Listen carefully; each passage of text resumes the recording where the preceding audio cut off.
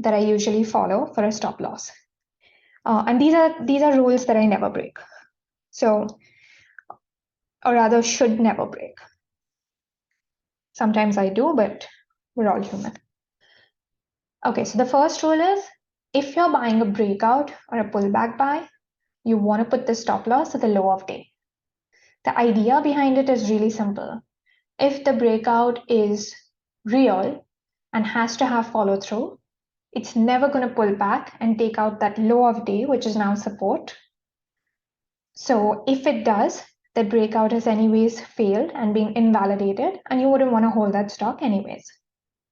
So instead of going through a really complicated process of where should I put my stop loss, what's the stop loss on this, blah blah blah, and asking yourself every single day, just remember the main rule, which is put your stop loss at the low of day, especially if you are trading breakouts and pullbacks. Different setups might have different stop loss rules, but for these two setups, the rule is very clear. Put the stop loss at the low of day. Okay, now this is a rule that is not very commonly talked about, but you want to put stop losses at less than 1 ADR to maintain the risk reward. Now, what is ADR? ADR is the amount that a stock generally moves in one day. So it's the range of a stock in one day. And I'll take you through a few examples. What I want to show you is that stocks with different ADRs need different percentage stops. So let me show you the example of SPY and BMEA. So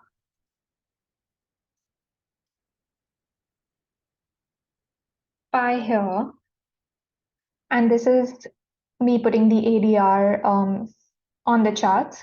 You can do that as well. The formula for this is really easy. I can show it to you here as well in case I forget to add it later to the bottom. Okay, indicators and chart plots and ADR. Yeah. This is the formula. 100 into average high by low of the last 20 days minus 1. That's it. And I always have it added here on my charts so I can quickly refer to it. Now the SPY has an ADR of 1.2. What does that mean? On average, in the last 20 days, the intraday range of the SPY, which is this range, is 1.2%. Now let's compare it to something like GFAI, 34.2%. What does that mean? In the last 20 days, the intraday range of all of these candles, so the last 20 candles, was 34.2%. These, as you can see, can have a very, very wide range. If you're trading a mega cap like Apple, you're going to have a very low ADR of 1.7%. But if you're trading a growth stock like, say, BMEA, which I took yesterday, it can have an ADR of 11.9%. Now, are you going to put the same percentage stop on both of these stocks? To me, that doesn't make any sense. I hear a lot of traders saying, oh, I put a 5% stop. Oh, I never put more than a 5% stop. I always use a 2% stop. I always use a 1% stop. See, none of those statements make any sense to me because each stock has a different character.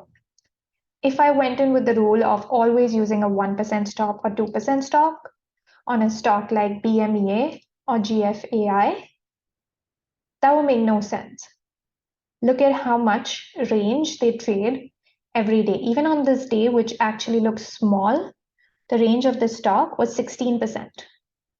So using a 1% or 2% stop on this is just immediately going to stop you out in normal intraday volatility, right? And on the other hand, if I'm trading something like Apple and I'm putting a 5% stop, that again makes no sense because that would be too wide for this stock.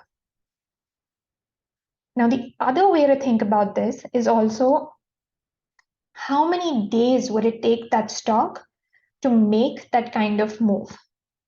So if Apple is moving 1.7% a day, and I am using a 5% stop, for Apple to even go up 5%, it's going to take 3 days on average. Now for it to go up twice of how much I risk, it's going to take 6 days on average. So again, that stop loss makes no sense and would be too wide for Apple.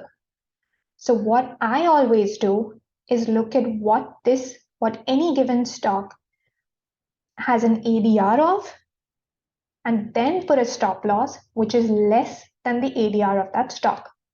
So if I were trading Apple, I would use a stop that is less than 1.7%. If I were trading BMEA, I would use a stop that is less than 11.9%. If I were trading Gato, I would use a stop less than 7.7%, and so on and so forth, right? Hopefully the logic behind that makes sense, and why I don't just use a blanket percentage for all my stop losses, because the stocks in the US market have such variable characters. So that is my second rule of put the stop loss at less than 1 ADR, and that maintains your risk reward. So you're taking a reasonable amount of risk and expecting that if the stock goes up for the next 2 to 3 days, you're going to be profitable and can take partials off. Now, the third and the last rule that I absolutely always follow is that I always put a stop loss of less than 12%, regardless of what the ADR is.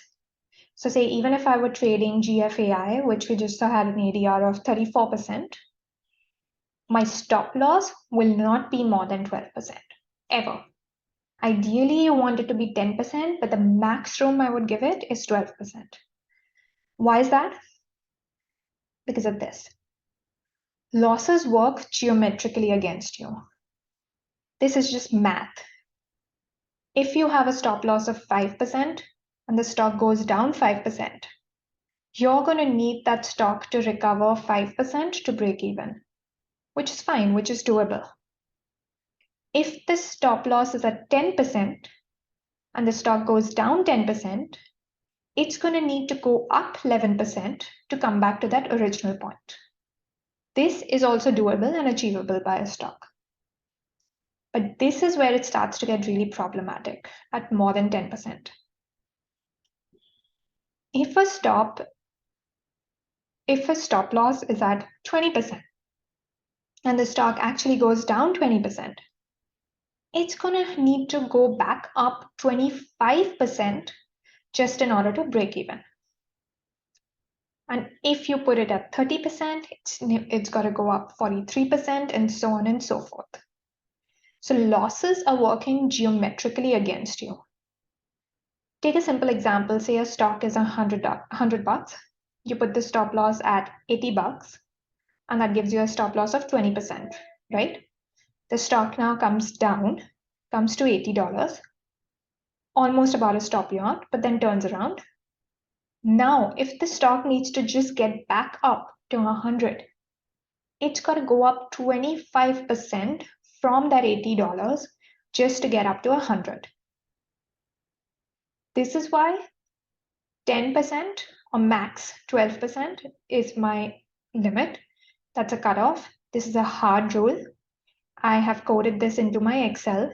So if I ever have a stop loss of more than 12%, my Excel is going to show me an error, and I would not even be able to take that trade.